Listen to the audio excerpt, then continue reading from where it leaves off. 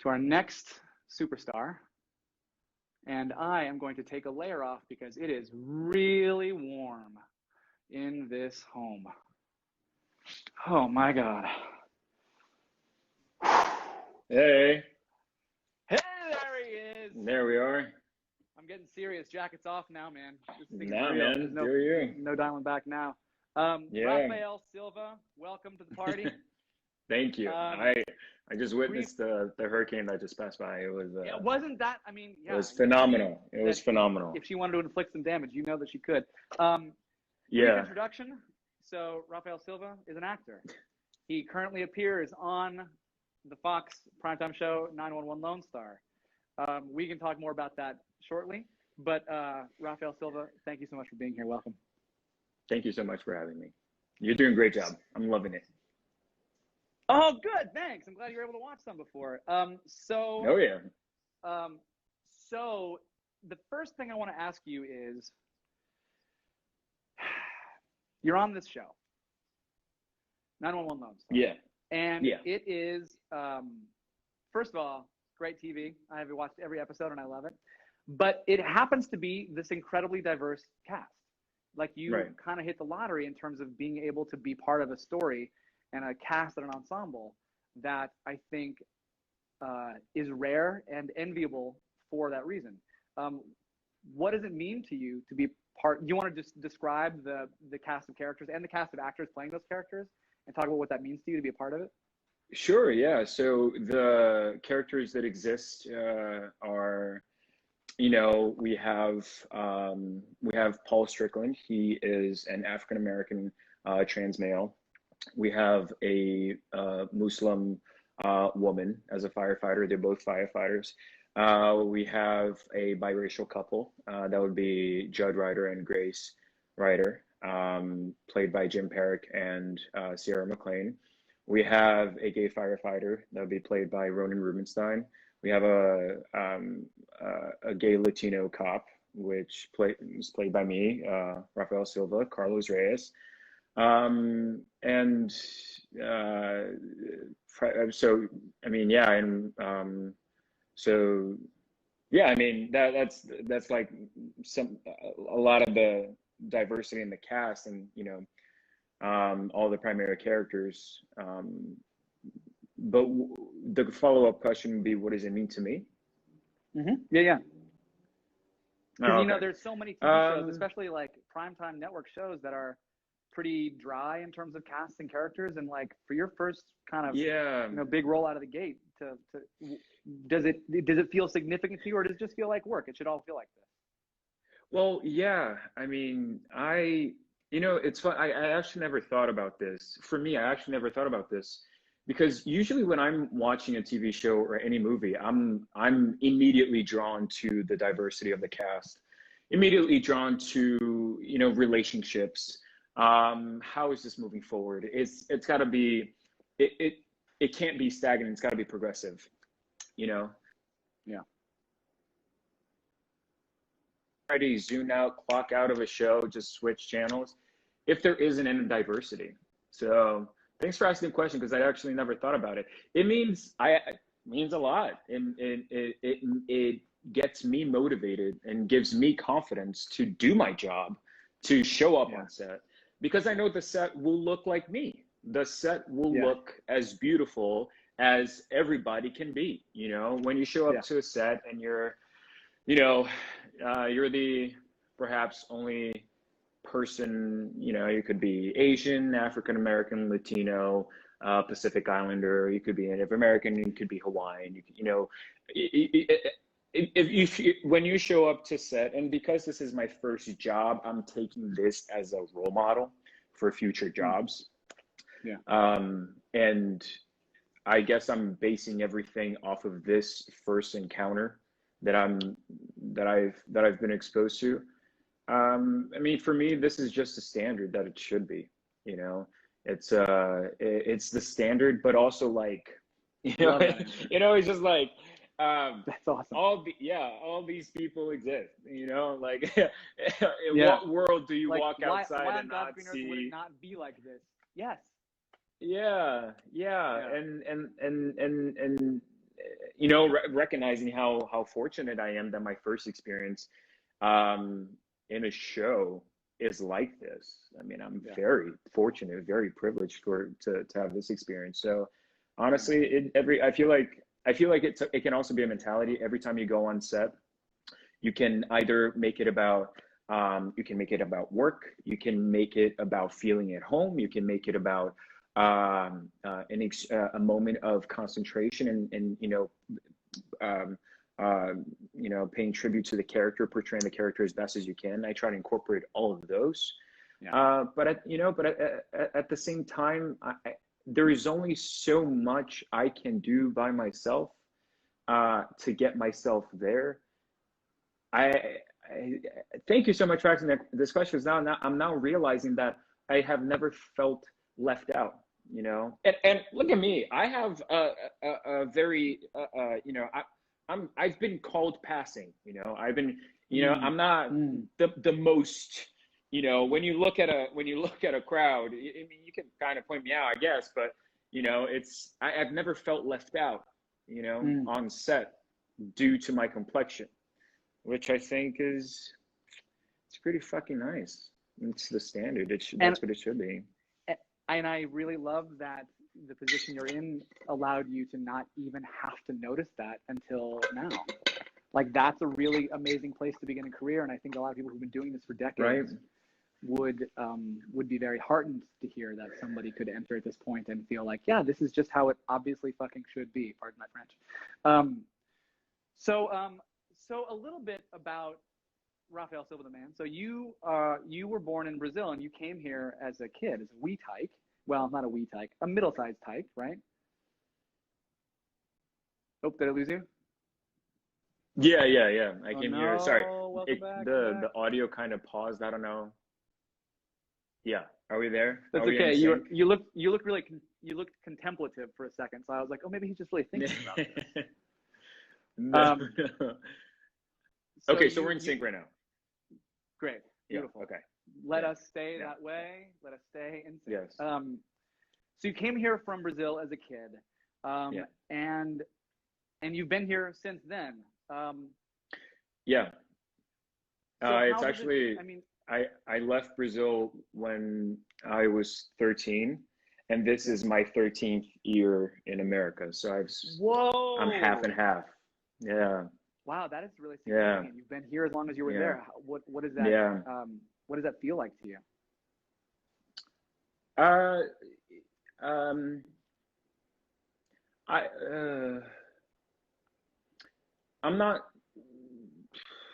guess I'm not trying to judge the question so I don't go a route that I might not understand, but honestly, it doesn't really mean anything in terms of significance of like, do I question where I'm from? Do I feel more American? Do I feel more?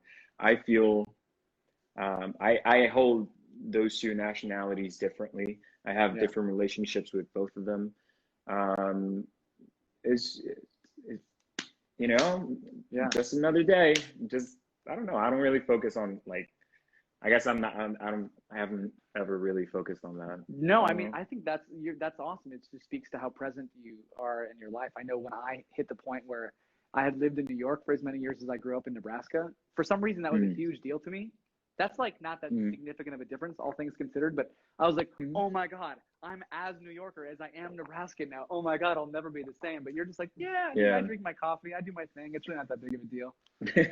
Seems like a healthy stance. And I know that I know that we talked before and you had some things you were excited to talk about regarding like kind of the way you found of connecting with cultures here as you began to like grow up and kind of find your way around and study up on the history and everything. I wondered if you just wanted to sort of dive into that. Yeah.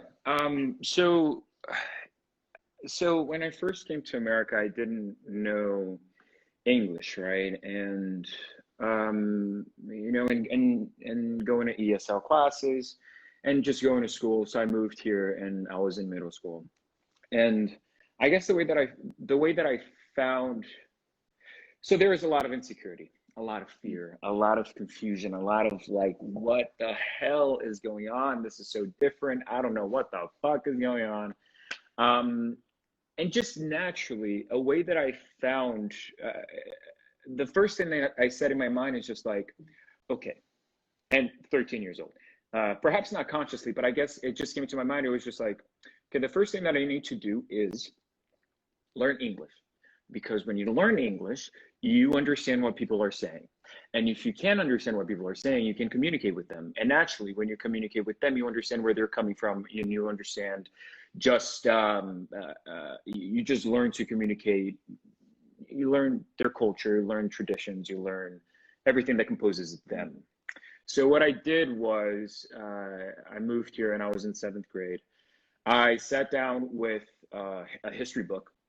And I just opened a chapter, random ass chapter, and I took out my notebook and a pencil, and I started writing each paragraph 3 times and reading it out loud and over pronouncing words just so I could learn to speak, right? So I could mouth these words, and I don't care how they sounded, I just needed to do it.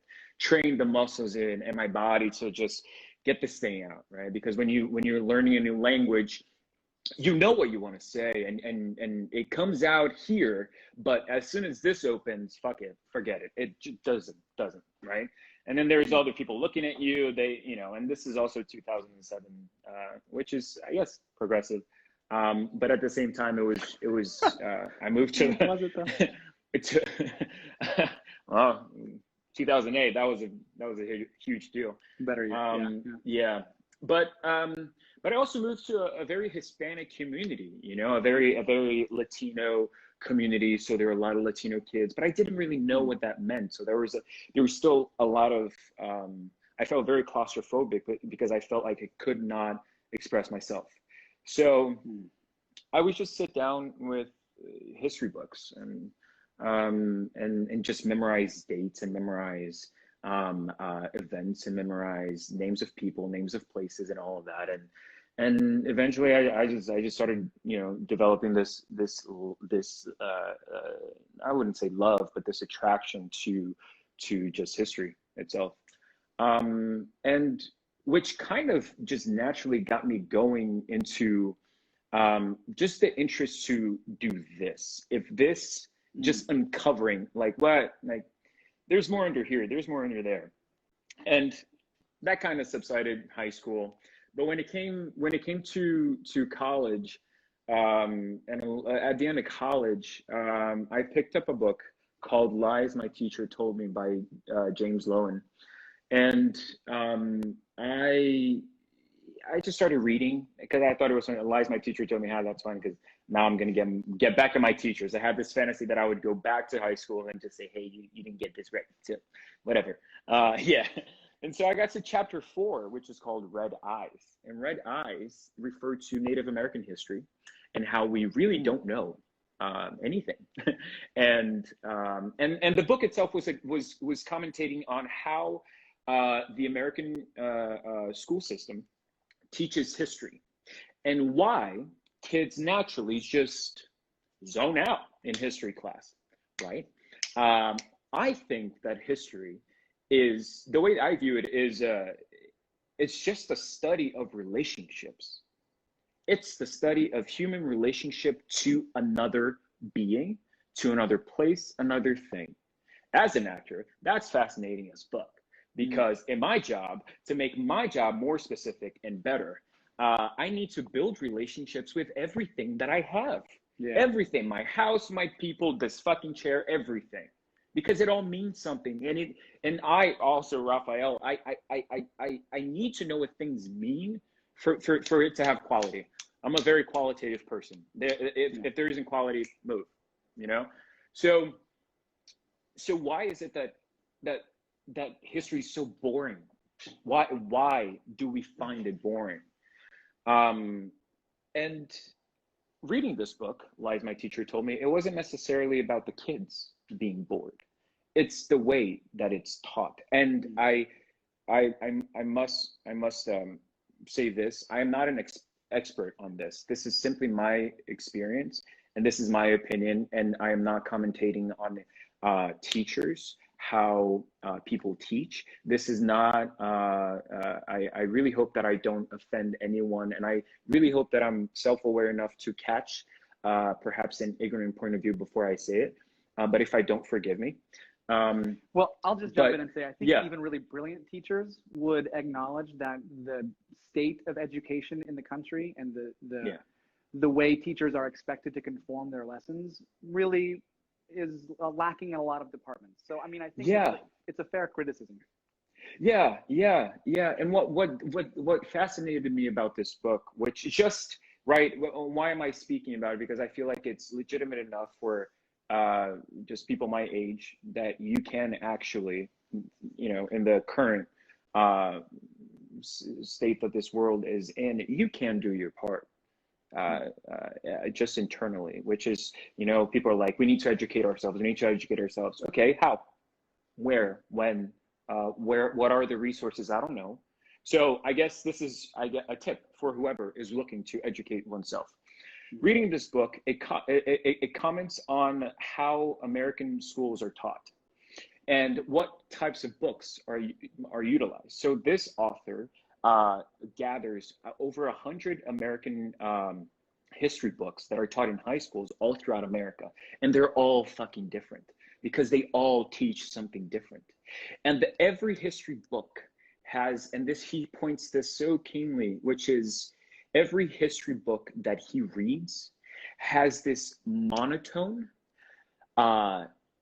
inevitably progressive way to word things, which naturally justifies whatever happens in the past, whatever happened in the past, as okay because it got us to where we are today. So, not to mention that if you read extensive Native American history, it was a mass genocide. The greatness that we call America today, and I'm very cautious to speak about this because once an immigrant, I feel like always an immigrant, and there's this constant you said before, imposter syndrome, right? It's just like, should I say this because I'm not American? Should I say this because I wasn't born here? Should I say that? You know, there's this constant ringing in one's mind when you're, at least I feel like when you're not, you need to give yourself permission to speak of these things. And this is my 13th year here, so I'm giving myself permission. There's just, you know, this country is based on this is the biggest fucking grave in the world. This is the biggest, this country is the biggest fucking grave in the world. The way that, and once again, I'm not an expert on Native American studies. This is just my experience, but you can go outside and you can ask any citizen just walking out here, tell me what you know about Native American history.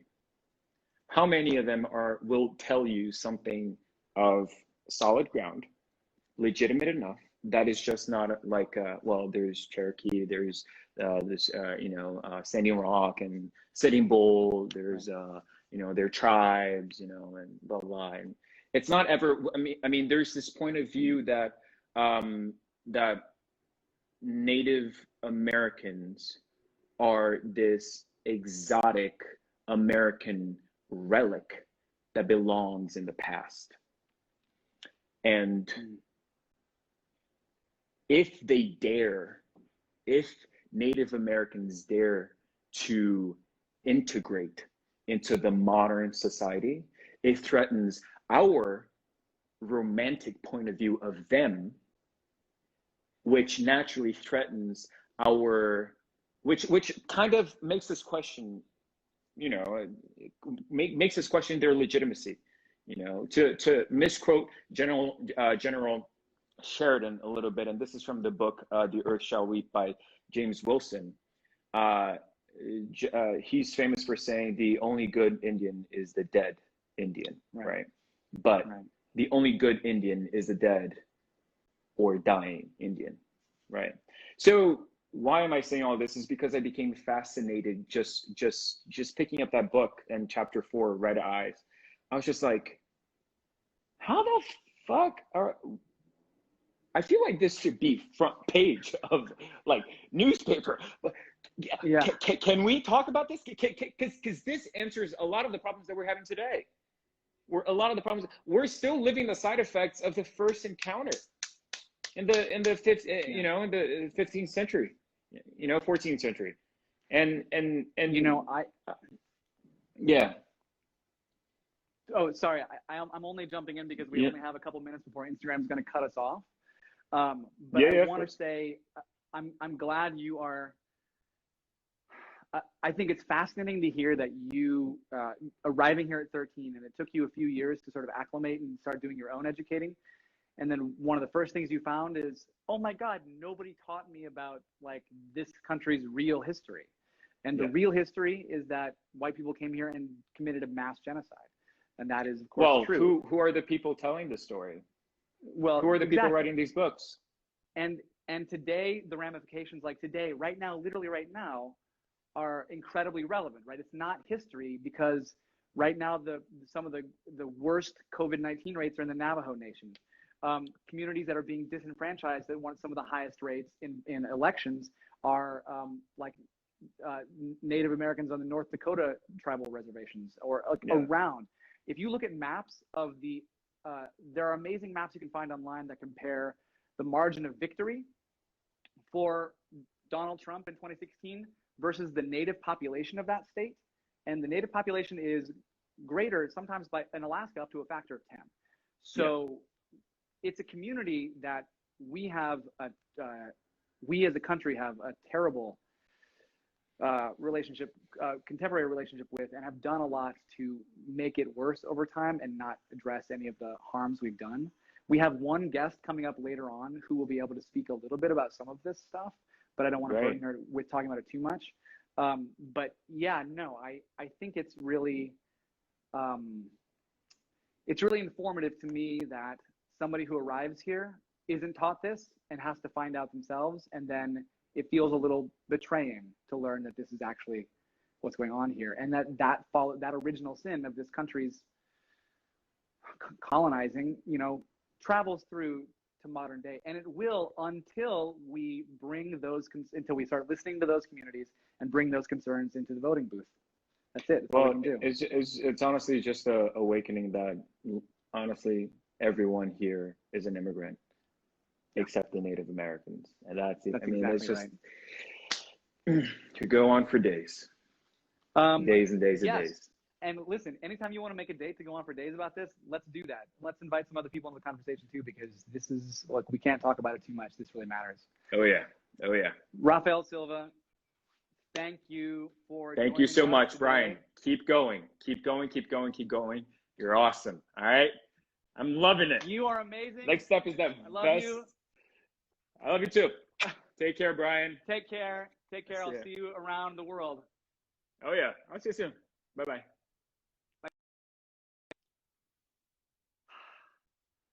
Y'all. Okay, we only have 1 minute and 15 seconds before we're about to have to take a forced station break. So I just want to say thank you to Alicia Weigel and Rafael Silva for being game to come and talk about life, the universe, and everything. You're both amazing. And I'm going to stop this recording and upload it to IGTV and come right back in a second. So join us back here shortly.